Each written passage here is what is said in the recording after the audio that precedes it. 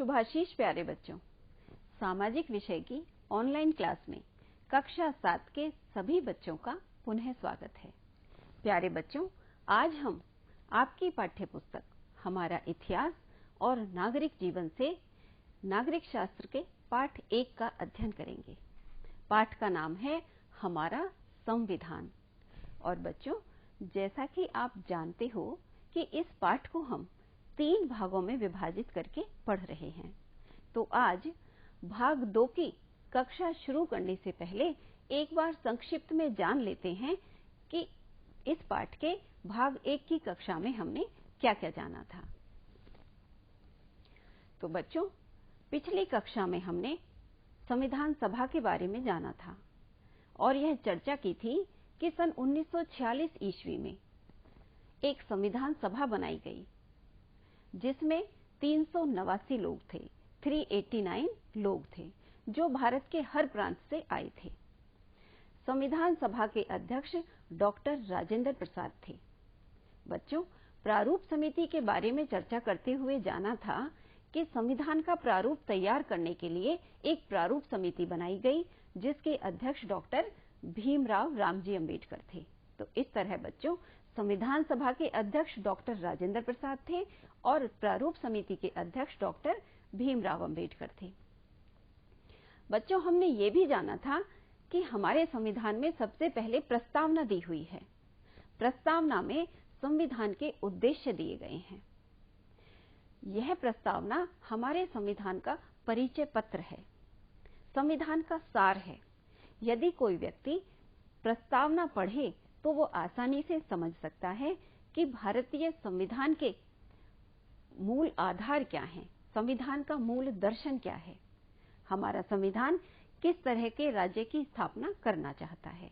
बच्चों, हमने ये भी जाना था कि संविधान सभा को संविधान बनाने में 2 वर्ष 11 महीने और 18 दिन का समय लगा। 26 नवंबर 1949 को संविधान सभा के द्वारा स्वीकार कर लिया गया, लेकिन संविधान को लागू करने के लिए 26 जनवरी 1950 का दिन चुना गया और तभी से हम 26 जनवरी को गणतंत्र दिवस के रूप में मनाते हैं। तो बच्चों, अब हम देखते हैं कि आज की कक्षा में हम क्या क्या जानेंगे। तो बच्चों, आज हम जानेंगे मानव अधिकारों के बारे में कि मानव अधिकार क्या होते हैं और हमारे मौलिक अधिकारों के बारे में भी जानेंगे। निःशुल्क एवं अनिवार्य शिक्षा के बारे में जानेंगे, बाल अधिकारों के बारे में और बाल अधिकार संरक्षण आयोग के विषय में भी चर्चा करेंगे। साथ ही बच्चों, हम बचपन बचाओ आंदोलन के बारे में भी जानेंगे। तो अब हम शुरू करते हैं आज की कक्षा और सबसे पहले बात करते हैं मानव अधिकारों के बारे में। बच्चों, मनुष्य को जन्म से ही कुछ अधिकार प्राप्त हो जाते हैं जो जीवन भर मनुष्य के साथ रहते हैं, चाहे वह व्यक्ति किसी भी सामाजिक स्तर का हो, किसी भी आर्थिक स्तर का हो और किसी भी जाति या धर्म से संबंध रखता हो। यानी सभी मनुष्यों को जन्म से कुछ अधिकार प्राप्त होते हैं जो उनकी स्वतंत्रता की रक्षा करते हैं और ये मानव अधिकार समाज में समानता सुनिश्चित करने के लिए भी आवश्यक होते हैं। तो इन अधिकारों को मानव अधिकार कहा जाता है। बच्चों, 10 दिसंबर 1948 को संयुक्त राष्ट्र संघ की महासभा में मानव अधिकारों की सार्वभौमिक घोषणा की गई थी। इसीलिए प्रतिवर्ष 10 दिसंबर को विश्व मानव अधिकार दिवस मनाया जाता है। और बच्चों, हमारे देश भारत में मानव अधिकारों की रक्षा के लिए 1993 ईस्वी में राष्ट्रीय मानव अधिकार आयोग का गठन किया गया था। तो ये तो हैं बच्चों मानव अधिकार। अब हम जानेंगे हमारे मौलिक अधिकारों के बारे में। बच्चों, जैसे हमने अभी जाना कि सभी मनुष्यों को जन्म से कुछ अधिकार प्राप्त होते हैं जिन्हें मानव अधिकार कहते हैं। इनमें से 6 अधिकार मौलिक अधिकार के रूप में हमारे संविधान में दिए गए हैं। बच्चों, मौलिक अधिकार वे अधिकार होते हैं जो मनुष्य के विकास और उसके जीवन के लिए अनिवार्य होने के कारण राज्य के द्वारा अपने नागरिकों को प्रदान किए जाते हैं। व्यक्तियों के इन मौलिक अधिकारों में राज्य भी मनमानी तरीके से कोई हस्तक्षेप नहीं कर सकता। मौलिक अधिकार प्रजातंत्र का आधार स्तंभ होते हैं और व्यक्तियों के व्यक्तित्व के विकास के लिए सभी आवश्यक सुविधाएं और अवसर उपलब्ध कराते हैं। तो अब हम जानेंगे कि हमारे संविधान ने नागरिकों को कौन कौन से मौलिक अधिकार प्रदान किए हैं। तो बच्चों, सबसे पहला मौलिक अधिकार है समानता का अधिकार, दूसरा है स्वतंत्रता का अधिकार, तीसरा मौलिक अधिकार है शोषण के विरुद्ध अधिकार, और बच्चों चौथा मौलिक अधिकार है धर्म की स्वतंत्रता का अधिकार, और पांचवा मौलिक अधिकार है बच्चों संस्कृति एवं शिक्षा का अधिकार, और भारतीय नागरिकों का छठा मौलिक अधिकार है संवैधानिक उपचारों का अधिकार। तो बच्चों, ये 6 मौलिक अधिकार संविधान के द्वारा प्रत्येक नागरिक को प्रदान किए गए हैं। और बच्चों, मौलिक अधिकारों को संविधान में शामिल करने की प्रेरणा संयुक्त राज्य अमेरिका के संविधान से ली गई है। अब हम इन 6 मौलिक अधिकारों के बारे में बारी बारी से विस्तार से चर्चा करेंगे। तो बच्चों, सबसे पहले है समानता का मौलिक अधिकार। तो कानून के सामने सभी नागरिक बराबर हैं, सभी लोग बराबर हैं, कोई भी व्यक्ति कानून से ऊपर नहीं है। संविधान के अनुसार भारतीय नागरिकों के साथ समान रूप से व्यवहार किया जाएगा। इसके अलावा किसी भी व्यक्ति को उसके जन्म स्थान के आधार पर, धर्म या जाति के आधार पर, स्त्री या पुरुष होने के आधार पर सार्वजनिक जगहों जैसे दुकानों, होटलों या सिनेमा घरों में जाने से नहीं रोका जा सकता। यह प्रत्येक नागरिक का मौलिक अधिकार है जो कि समानता के अधिकार के अंतर्गत आता है। समानता के अधिकार के अंतर्गत अगली बात आती है कि सभी नागरिकों को सरकारी नौकरी में समान अवसर प्रदान किया गया है। और बच्चों, छुआछूत यानी अस्पृश्यता को संविधान के द्वारा अपराध घोषित किया गया है। और इसके अलावा सेना या विद्या संबंधी उपाधियों को छोड़कर अन्य सभी प्रकार की उपाधियों का अंत कर दिया गया है। बच्चों, अंग्रेजी शासन में संपत्ति के आधार पर कुछ उपाधियां प्रदान की जाती थी, जैसे सर, राय बहादुर, राय साहब आदि। ये उपाधियां समाज में असमानता उत्पन्न करती थी, इसीलिए संविधान के द्वारा सेना और विद्या संबंधी उपाधियों को छोड़कर अन्य सभी उपाधियों का अंत कर दिया गया है। तो ये है हमारा पहला मौलिक अधिकार, जो है समानता का अधिकार। अगला मौलिक अधिकार है स्वतंत्रता का अधिकार। बच्चों, संविधान के द्वारा नागरिकों को सभी आवश्यक स्वतंत्रताएं प्रदान की गई हैं। सबसे पहली स्वतंत्रता है कि भारत के सभी नागरिकों को विचार एवं अभिव्यक्ति की स्वतंत्रता है, यानी सभी लोग अपने विचारों को प्रकट कर सकते हैं, भाषण दे सकते हैं। इस तरह की स्वतंत्रता सभी नागरिकों को प्राप्त है, यानी अपने मन में उठे विचारों को बेहिचक कहने का अधिकार है। दूसरी स्वतंत्रता है कि भारत के सभी नागरिकों को शांतिपूर्वक सम्मेलन करने की स्वतंत्रता प्राप्त है, यानी अपने विचारों का आदान प्रदान करने के लिए, अपने विचारों का प्रसार करने के लिए नागरिकों को शांतिपूर्वक सभा या सम्मेलन करने की स्वतंत्रता प्राप्त है। आगे है बच्चों कि देश के नागरिकों को समिति या यूनियन बनाकर अपने अधिकारों के लिए लड़ने की भी आजादी है। भारत के सभी नागरिकों को अपनी इच्छा अनुसार कहीं भी आने जाने की स्वतंत्रता प्राप्त है, यानी हम भारतवासी अपने देश में कहीं भी आ जा सकते हैं, कहीं भी भ्रमण कर सकते हैं। अगली स्वतंत्रता है बच्चों कि भारत के नागरिकों को भारत में कहीं भी रहने और बसने की स्वतंत्रता है, यानी सिर्फ आने जाने और घूमने की ही स्वतंत्रता नहीं है, बल्कि भारत में कहीं भी रहने और बसने की स्वतंत्रता है। जैसे बच्चों, मान लीजिए आप किसी एक प्रदेश में, मान लीजिए उत्तर प्रदेश में रहते हैं और शिक्षा प्राप्त करने के लिए किसी दूसरे प्रदेश में जाना चाहते हैं, तो आपको यह स्वतंत्रता है कि आप भारत के किसी भी राज्य में जाकर रहें और शिक्षा प्राप्त करें, या फिर कोई कारोबार, कोई नौकरी करें और वहीं पर बस जाएं। यह स्वतंत्रता संविधान के द्वारा भारतीय नागरिकों को प्रदान की गई है। इसके अतिरिक्त भारत का कोई भी नागरिक हो, वह अपनी इच्छा अनुसार रोजगार कर सकता है, यानी अपने आर्थिक विकास के लिए प्रत्येक नागरिक कोई भी रोजगार करने के लिए स्वतंत्र है। बच्चों, स्वतंत्रता के अधिकार के अंतर्गत दोष सिद्धि से संरक्षण की भी स्वतंत्रता है। दोष सिद्धि से संरक्षण का भी अधिकार प्राप्त है। इसके अनुसार किसी भी व्यक्ति को बिना अपराध साबित हुए दंड नहीं दिया जा सकता, यानी जब तक किसी व्यक्ति का अपराध साबित ना हो जाए, सिद्ध ना हो जाए, तब तक उसको सजा नहीं दी जा सकती। और एक ही अपराध के लिए एक बार से अधिक दंड नहीं दिया जा सकता, यानी यदि एक अपराध है तो उसके लिए एक ही बार दंड देने का प्रावधान है। किसी को भी अपने विरुद्ध गवाही देने के लिए भी बाध्य नहीं किया जा सकता।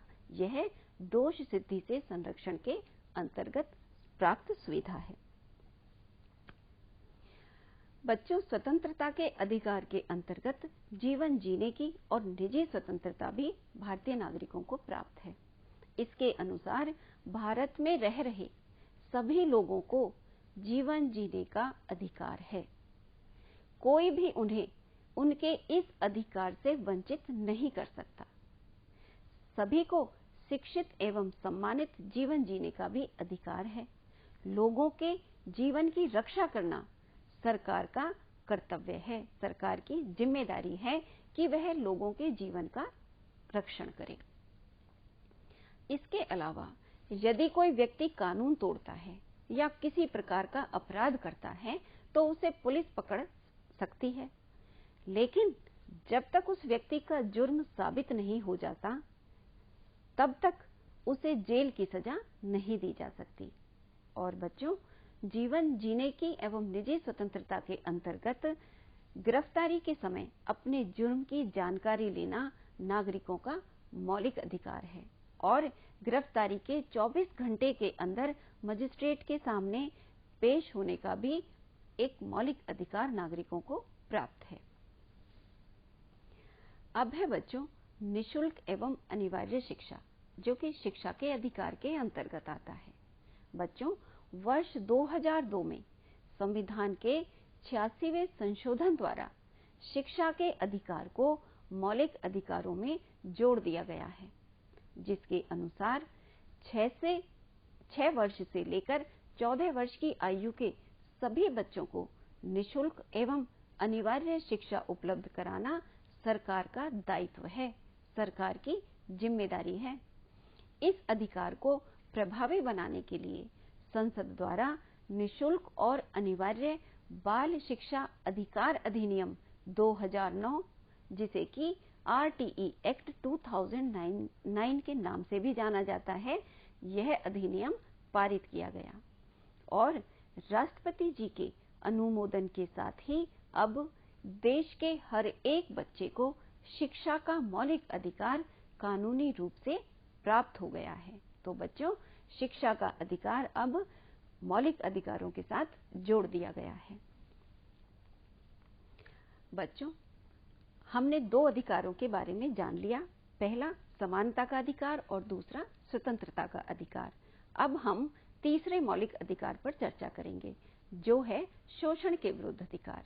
तो बच्चों, इस अधिकार के अंतर्गत किसी भी व्यक्ति से जोर जबरदस्ती काम नहीं लिया जा सकता, यानी किसी भी व्यक्ति से उसकी इच्छा के विरुद्ध किसी काम को जबरदस्ती नहीं कराया जा सकता और किसी भी व्यक्ति को बिना मजदूरी दिए कार्य नहीं कराया जा सकता, यानी किसी व्यक्ति से बेगार नहीं कराई जा सकती, बिना पगार दिए काम नहीं कराया जा सकता।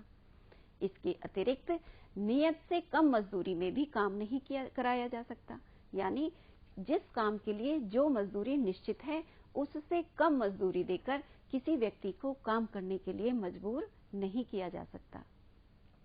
और खराब परिस्थितियों में जबरदस्ती काम कराने के लिए भी किसी व्यक्ति को मजबूर नहीं किया जा सकता। ये प्रत्येक व्यक्ति को शोषण के विरुद्ध मौलिक अधिकार प्राप्त है। बच्चों, 14 वर्ष से कम आयु के बच्चों से मजदूरी नहीं कराई जा सकती। अगला है बच्चों बाल अधिकार।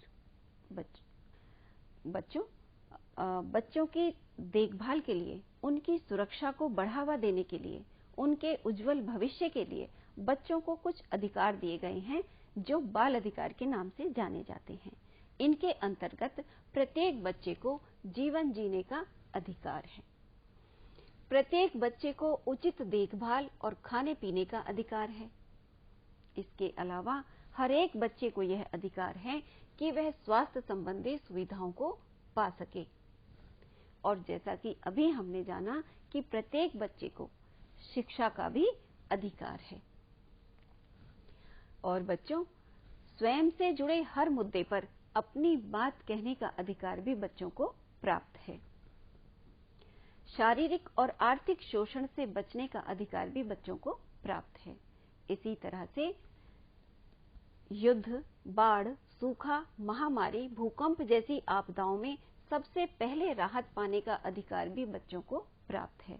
बच्चों, ये सब आपने अखबारों में या टीवी में, समाचारों में जरूर देखा होगा कि जब कहीं पर यदि दुर्भाग्य से कोई आपदा आ जाती है और वहां पर बचाव कार्य शुरू किया जाता है तो सबसे पहले बच्चों को बचाया जाता है, क्योंकि आपदाओं में सबसे पहले राहत पाने का अधिकार बच्चों को दिया गया है, बच्चों को प्रदान किया गया है।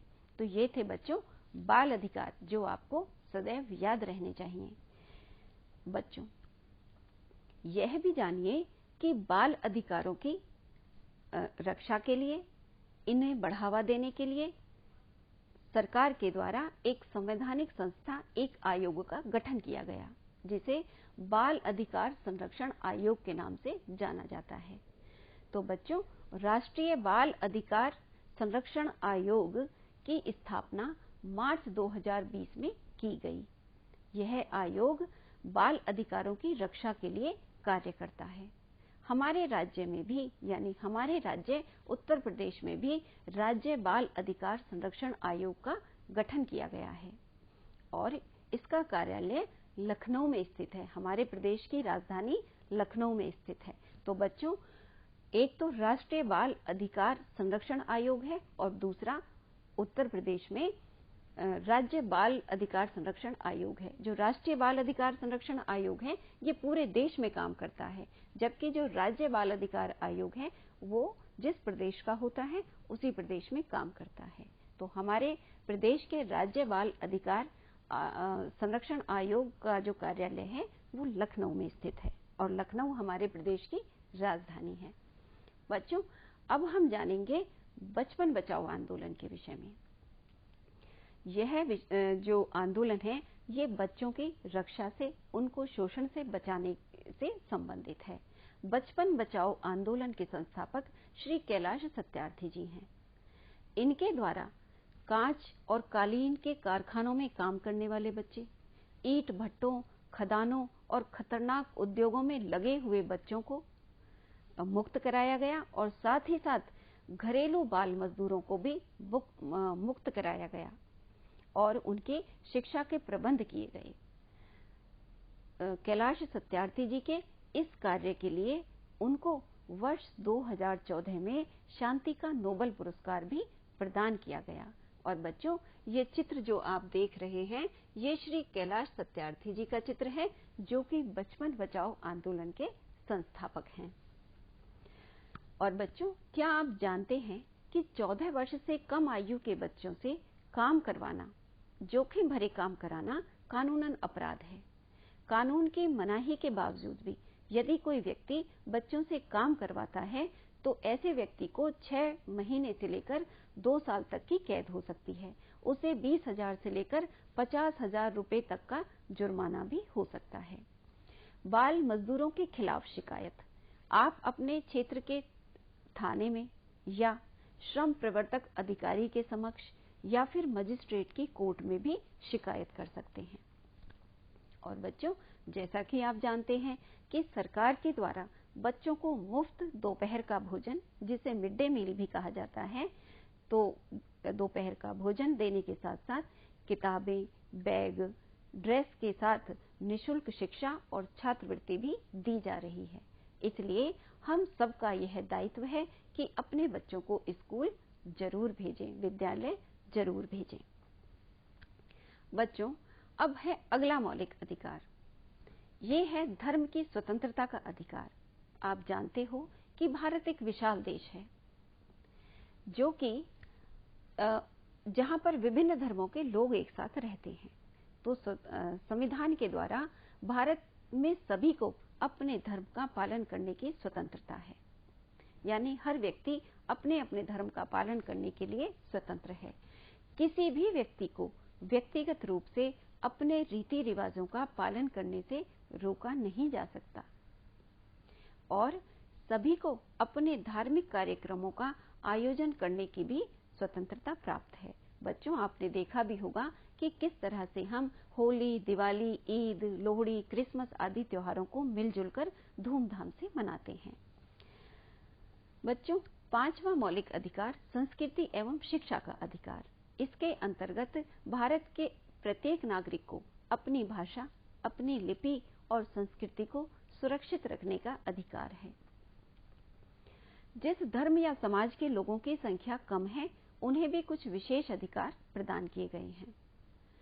उन्हें अपने समाज में शैक्षिक संस्थाएं खोलने का और अपनी भाषा एवं संस्कृति को आगे बढ़ाने का अधिकार है।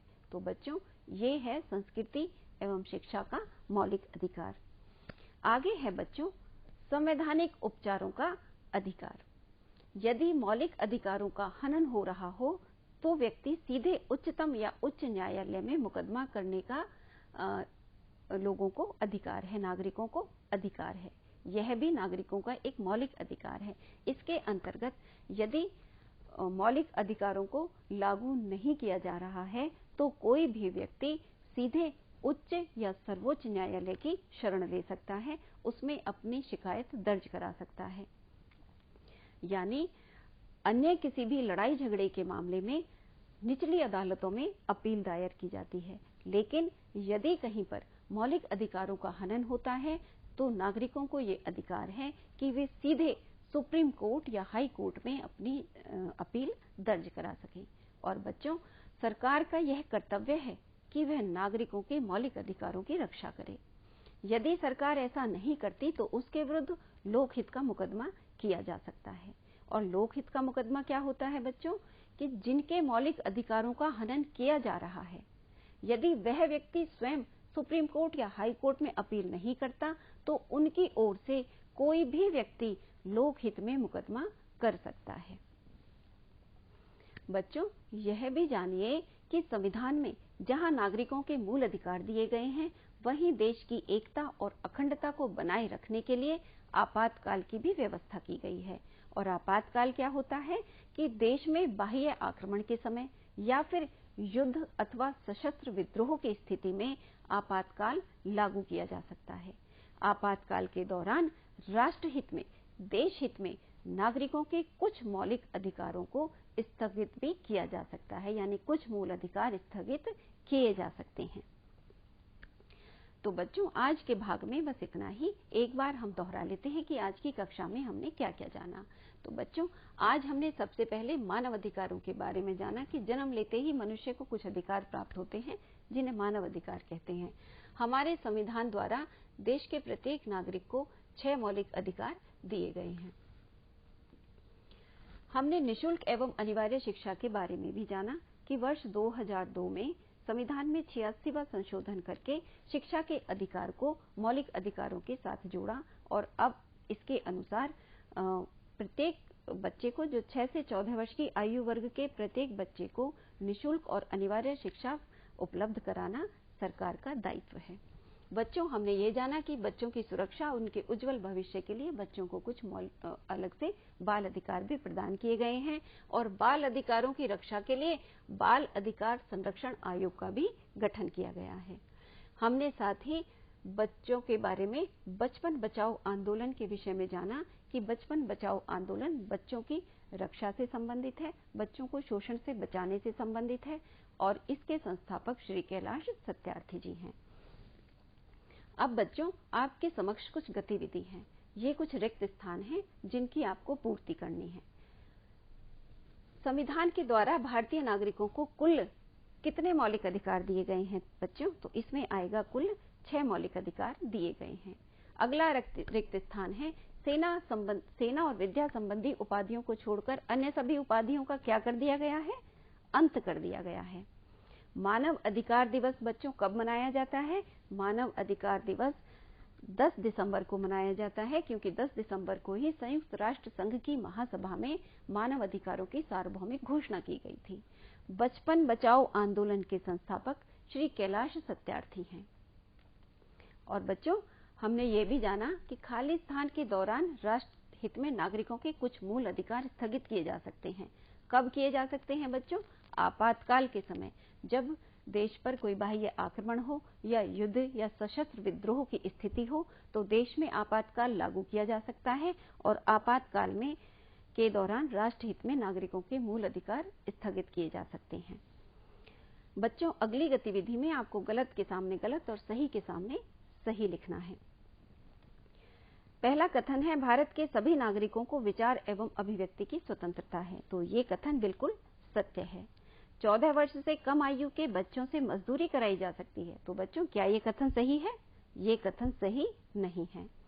भारत में सभी को अपना धर्म पालन करने की स्वतंत्रता है। तो बच्चों, ये हमारी धार्मिक स्वतंत्रता के अंतर्गत मौलिक अधिकार है कि भारत में सभी को अपने धर्म का पालन करने की स्वतंत्रता है। तो ये कथन सत्य है।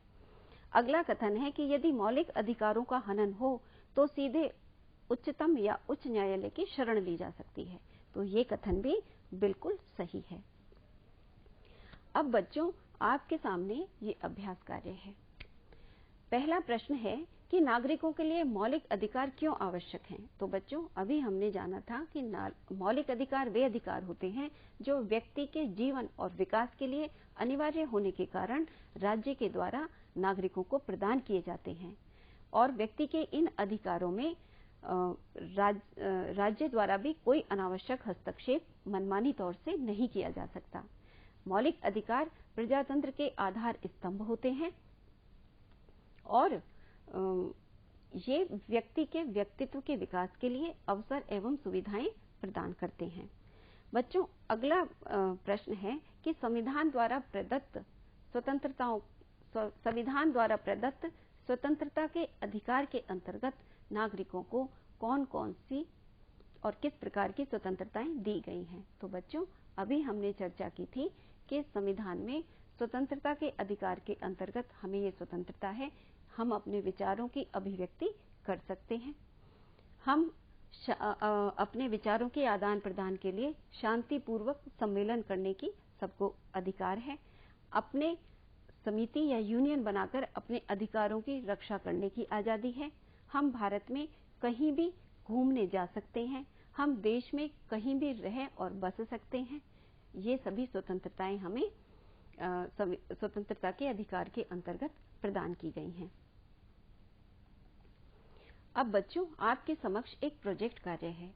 कुछ प्रमुख जनहित मुकदमों की सूची समाचार पत्रों से ढूंढकर बनानी है। बच्चों, अभी हमने जाना कि यदि कोई व्यक्ति मौलिक अधिकारों के हनन के स्थिति में स्वयं न्यायालय की शरण नहीं लेता तो उसकी तरफ से कोई अन्य व्यक्ति भी न्यायालय में शिकायत दर्ज करा सकता है। इस तरह के मुकदमों को जनहित मुकदमा कहा जाता है। आपको समाचार पत्रों से कुछ जनहित मुकदमों के बारे में जानकारी एकत्रित करनी है और उसकी सूची अपनी अभ्यास पुस्तिका में बनानी है। तो बच्चों, आशा है आपको ये भाग अच्छे से समझ में आ गया होगा और अपनी पाठ्य पुस्तक में आप इस पाठ को फिर से दोहराइए, पढ़िए और अगली कक्षा में अगले टॉपिक के साथ आपसे पुनः मुलाकात होगी। तब तक के लिए धन्यवाद।